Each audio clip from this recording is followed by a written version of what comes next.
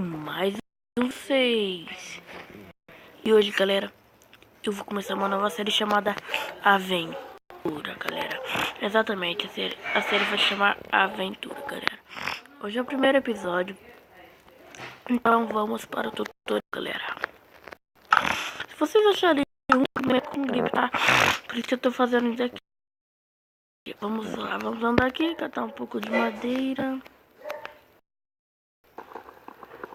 Que a primeira coisa que você tem que fazer é catar madeira. Vamos lá, catar aqui. Catar essa.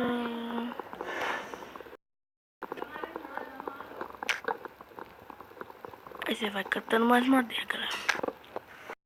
No meio dessa série vai ter PVP, vai ter bastante coisa, galera. A série só vai continuar. Só vai continuar se vocês curtirem, se inscreverem e deixarem seu like. Então, vamos aqui fazer madeira. Pera aí. Aquilo lá na frente.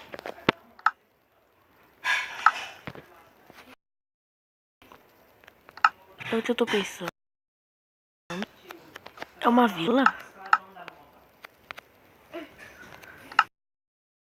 Você não pode olhar mais? Desculpa pelo barulho, mas fazer o quê? Então, galera, a gente achou uma vila. Série. Bora pra vila. Eu acho que eu vou querer morar naquele castelinho ali. Olha, tem comida. Acho que eu nem vou pegar batata. Depois eu cato comida. Olha, cheguei na vila. Isso é bom, né? Porque aí vai ser difícil de se perder. Vou lugar pra morar.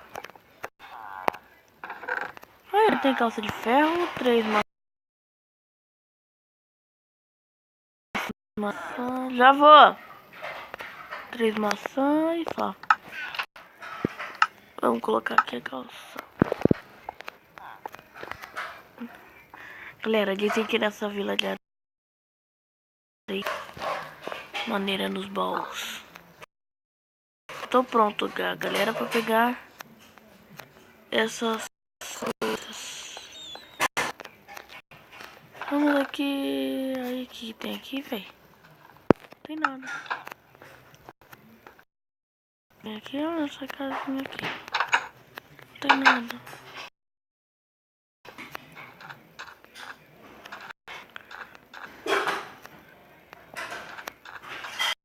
Não tem nada, galera.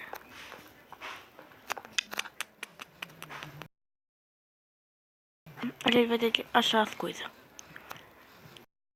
Vamos catando aqui. Como vocês viram, galera, no primeiro episódio a gente conseguiu encontrar a vida, galera. Galera, eu vou tentar construir minha casa no segundo episódio. Fazer tudo certinho. Mas o vídeo de hoje vai ficando por aqui. Não se esqueça de se inscrever no nosso canal e deixar seu like aí, galera.